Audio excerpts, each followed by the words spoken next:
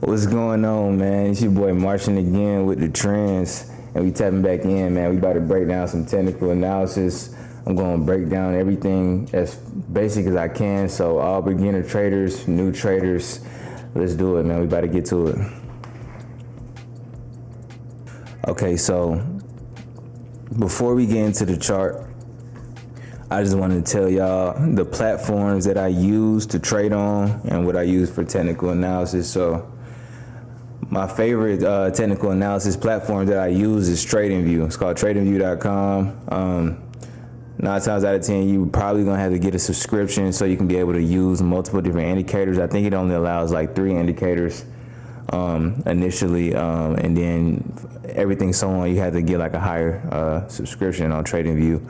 And I also use WEBULL. I use WEBULL. WEBULL is the broker that I trade with. So when you are trading or buying shares, oftentimes you need a broker, and the brokers basically buy and sell the securities for you. So they buy and sell the securities for you, and now you're able to profit off of that. So they give you the ability to leverage your money through the stock market, and WEBULL also has their own technical analysis as well. That's why I like WEBULL as well. WEBULL has a whole bunch of different aspects of investing that you can get into.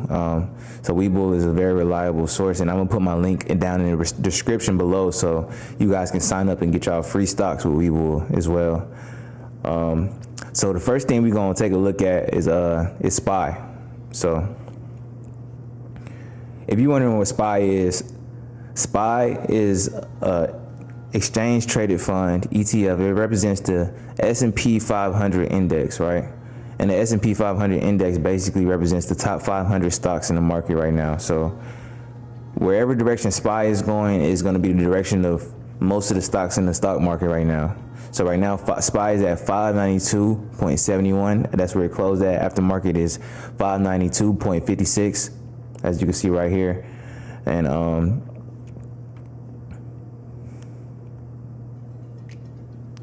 And this is the investment objective or description of the company right here. It basically says the investment seeks to provide investment results that before expenses correspond generally to the price and yield performance of the S&P 500 index, as we explained. So it's like a trust that allows you to invest into the market at without actually buying each individual stock, but you can kind of invest into the market through SPY. So now we're about to do some technical analysis. So some of the most important things with technical analysis is support and resistance levels, right? And knowing your levels. Because knowing your levels, you'll know how far things will run, and then you'll see some type of hiccups or some type of pullback or reversal.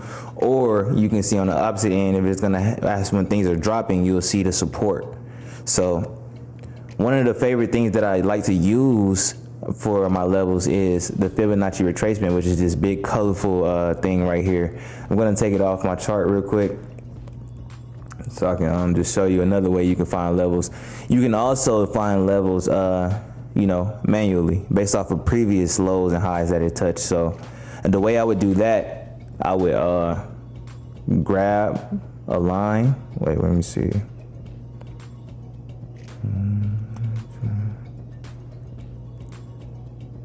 Yes, sir. Yeah, I grab a horizontal line. I press this arrow next to this line right here, and then boom. I see it touch here, here, and here. So I know this is a crucial level around this range right here. So I'm gonna throw a line right here. Boom. Go ahead and grab another line. I see it touch here, here, and here. So this looks like another important level right here. Boom. And on the upside, I see it made some highs here, here. Yep, here and here, and there. And this range is this area or this range right here. So I'm gonna put the line about right here. Let me see. Put that about like right here. Then I get another line. This was like a previous high. Definitely put a line up here. And right here. And yeah, so that's how you would kind of find it manually, you know what I'm saying? And a easy like trick that I like to use is with the Fibonacci retracement, right? So if you're wondering what is the Fibonacci retracement, a Fibonacci retracement is an indicator that uses the golden ratio to find just natural levels within the market. So it basically what I use it for is to help me find my support and resistance. So I use my most recent high and my most recent swing low, and that was right there.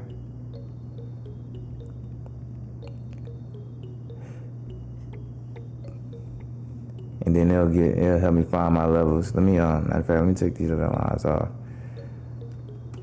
So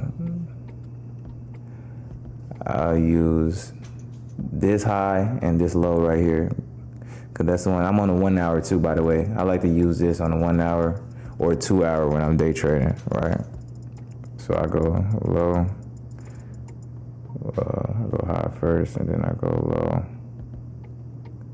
Then high, low, then boom. See, now I have my levels, right? So right now, based off of looking at this, and you can even see from the candlesticks how it wicked up and bounced off of this level right here. Like, it really respects these levels. It's crazy how accurate the Fibonacci can be sometimes.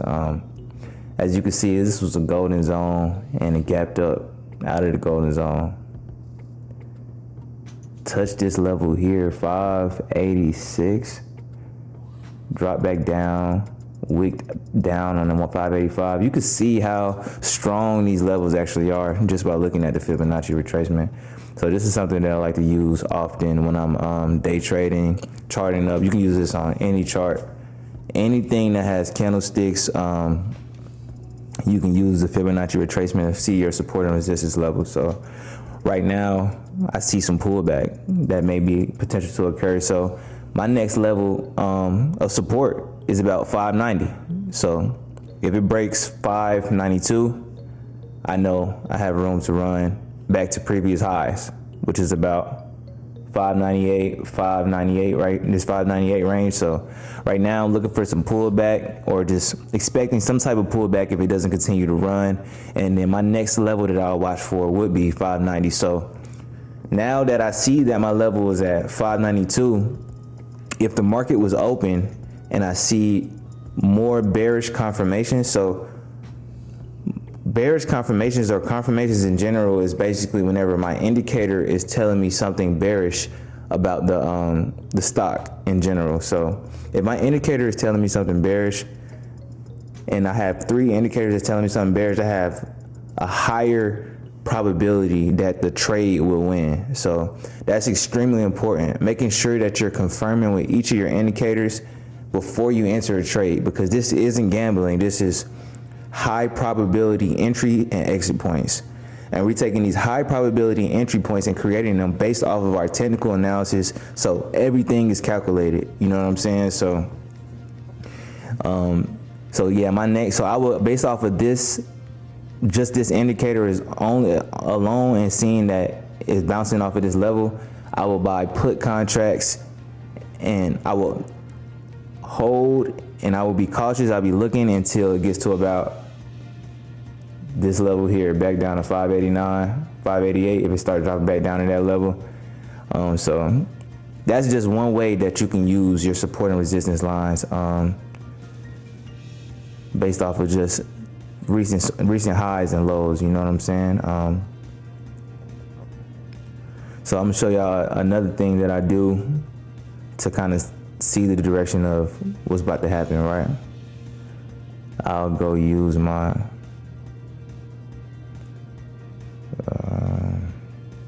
so whenever you want to add an indicator on this chart, you go to the indicators.